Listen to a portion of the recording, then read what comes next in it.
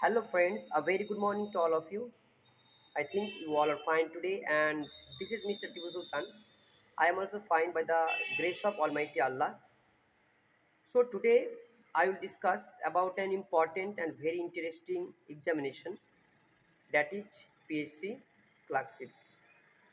তো বন্ধুরা, আমরা যে সকল ক্যান্ডিডেটরা পিএসসি ক্লার্কশিপের জন্য অ্যাপ্লিকেশন করেছিলাম, আমাদের পরীক্ষা কিন্তু 16 এবং 17 এই 2 তারিখে, এই নভেম্বর মাসেরই 16 এবং 17 এই 2 তারিখে পরীক্ষা কিন্তু অলরেডি আমরা দিয়ে ফেলেছি।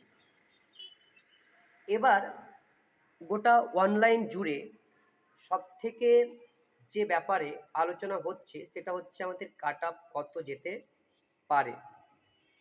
তো সেই ব্যাপারে কিন্তু আমি আজকে আলোচনাটা করব। তো যাই হোক, যারা পরীক্ষাতে অংশগ্রহণ করেছিলে সকলকে আমার অনেক অভিনন্দন এবং শুভেচ্ছা জানাচ্ছি। আশা করি তোমরা তোমাদের বেস্টটা উগরে দিয়েছো। এবার আমাদের কিন্তু রেজাল্টের অপেক্ষা করতে হবে।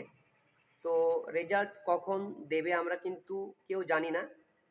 তবে যারা পরীক্ষা মোটামুটি ভালো দিয়েছো তারা মেন্সের জন্য কিন্তু প্রিপারেশন নিতে পারো।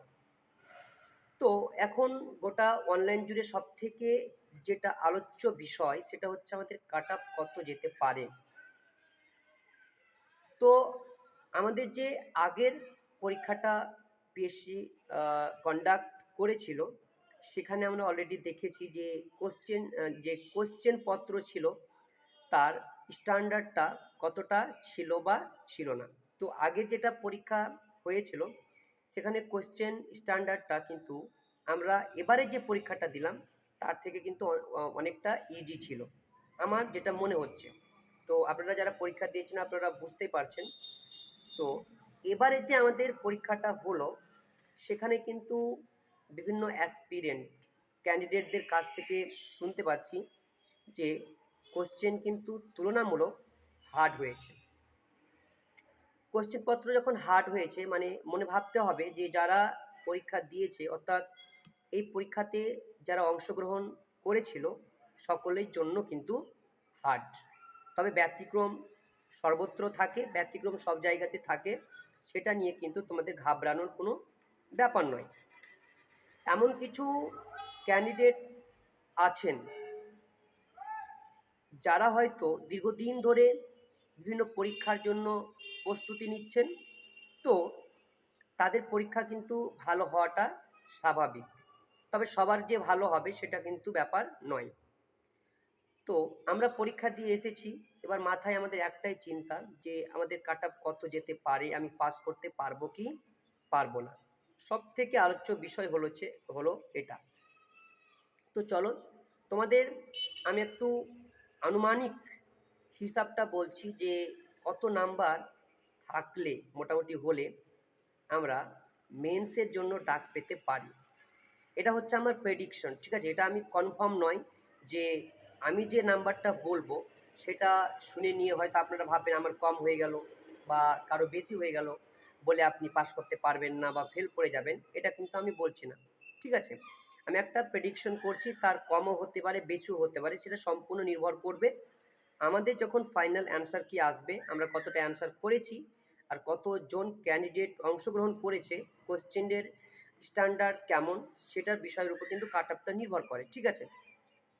তো যাই হোক, আমাদের যে আনরিজার্ভ ক্যাটাগরি, তো মোটামুটি যদি আমরা 50 থেকে 60-এর মধ্যে থাকি, মনে রাখতে ভালো করে, 50 থেকে 60-এর মধ্যে যদি আমাদের নাম্বারটা থাকে তাহলে আমরা ধরে নিতে পারি আমরা মেন্সের জন্য ডাক পাবো।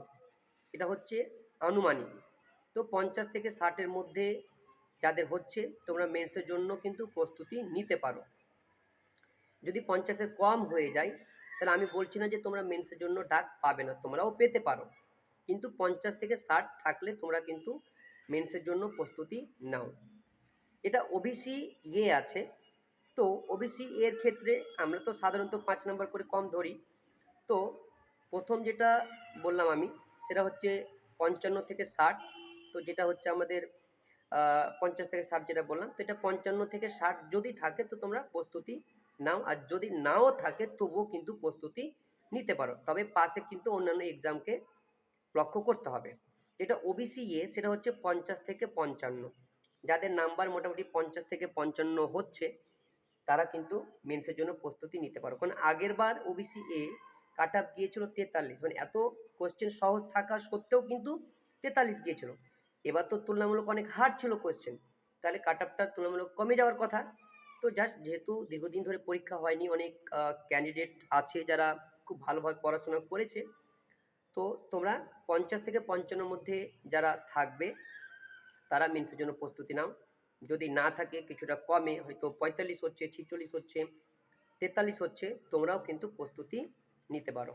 যেটা ওবিসি বি 52 থেকে 55 মধ্যে স্কোরটা রাখলে ভালো হয়। আর এসসি ক্যাটাগরি যেটা আছে সেটা হচ্ছে 45 থেকে মোটামুটি হচ্ছে 47 বা 48। 45 থেকে 48 এর মধ্যে যদি আমরা নাম্বার করতে পারি, স্কোর করতে পারি, তাহলে আমরা প্রস্তুতি নেব। আর এসটি ক্যাটাগরি যারা আছে 40 থেকে 45 এর মধ্যে নাম্বার রাখতে হবে, তবে আমরা একটা সেফ জোনের মধ্যে থাকব।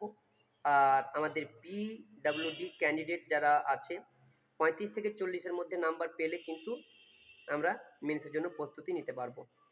তো আমি কিন্তু এই ভাগগুলো বললাম, এই নাম্বার হচ্ছে সম্পূর্ণ প্রেডিক্টিভ। এখানে আমি কনফার্ম বলছি না, আমি যে রেঞ্জটা বললাম তার থেকে যদি কারো বেশি থাকে তাহলে তো আরও ভালো, যদি কম থাকে তো ঘাবড়ানোর কিন্তু কোনো দরকার নেই। কারণ আমি তো আর দেখে বলছি না, একটা প্রেডিকশন করছি, সে তারই উপর ভিত্তি করে কিন্তু আমি এই কাট অফ মার্কসটা বললাম। তো এই নাম্বারের মধ্যে যারা আছো তারা তো অবশ্যই প্রস্তুতি নেবে। আর যদি না থাকে 1 2 3 4 5 নাম্বার কম হয়, তারাও কিন্তু প্রস্তুতি নিতে পারো। এবার ভ্যাকান্সির উপর নির্ভর করবে, যদি ভ্যাকান্সি বাড়ে তাহলে আমাদের কাট অফগুলো আরও কিন্তু নিচে চলে আসবে। ঠিক আছে? তো যাই হোক, বেস্ট অফ লাক সকল কিন্তু সকলে যারা এই রেঞ্জের মধ্যে পড়ছো বা 2 3 অথবা 5 কম বেশি হচ্ছে, তো তারাও কিন্তু মেন্সের জন্য প্রস্তুতি নিতে পারো। এখন প্রশ্নটা হচ্ছে আমাদের মেন্সে কি কি টপিক থেকে প্রশ্ন আসে। তো বন্ধুরা, আমি নিজে কিন্তু এর আগের বার 2019-এ যে ক্লার্কশিপের পরীক্ষা হয়েছিল, তো প্রিলি মেন্স দুটোতেই আমি অংশগ্রহণ করেছিলাম। আমার প্রিলিমস মার্কস কম থাকার জন্য ফাইনালি আমি কিন্তু টাইপিংয়ে ডাক পাইনি। তো আমি পরীক্ষা দিয়েছি। তো আমি বলবো এক্ষেত্রে যে ইংলিশ এবং বাংলা আর যে ডিফারেন্ট ল্যাঙ্গুয়েজগুলো আছে সেটা হচ্ছে অন্য ব্যাপার, একই সেমই থাকবে।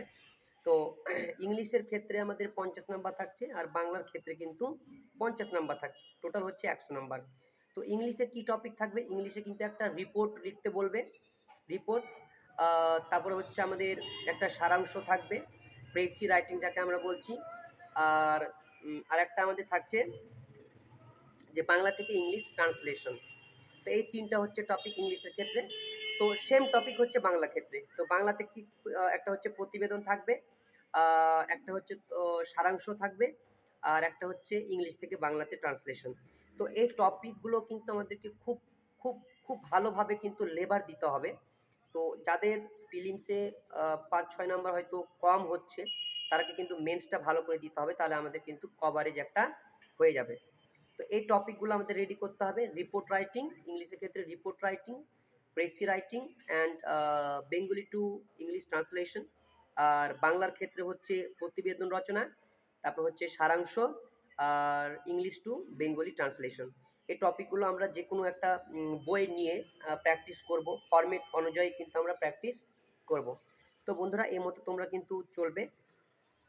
তো যাই হোক, সবাইকে বেস্ট অফ লাক। এবার আমরা পরীক্ষার যে রেজাল্ট তার জন্য অপেক্ষা করব। তার মধ্যে যেহেতু অলরেডি আমাদের কাছ থেকে কোশ্চেন নিয়ে নেওয়া হয়েছে, তো আমরা তো আর জানি না যে কোনটা ঠিক করেছি বা কোনটা ভুল করেছি বা কতটা অ্যাটেম্প্ট করেছি। যারা হয়তো হলের মধ্যে গুনে নিয়েছো যে আমি এতটা অ্যাটেম্প্ট করেছি, তারা বুঝতে পারছো।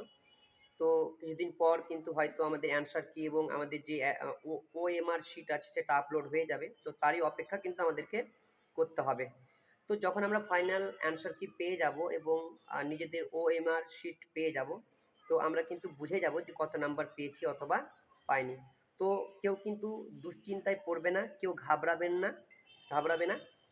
যার যতটা মার্কস আছে, যদি 40-এর উপর মোটামুটি সবার থেকে থাকে, তাহলে অবশ্যই কিন্তু মেন্সের জন্য প্রস্তুতি নাও। সকলকে বেস্ট অফ লাক। আবারও পরবর্তী ভিডিওতে তোমাদের সাথে দেখা হবে। ধন্যবাদ।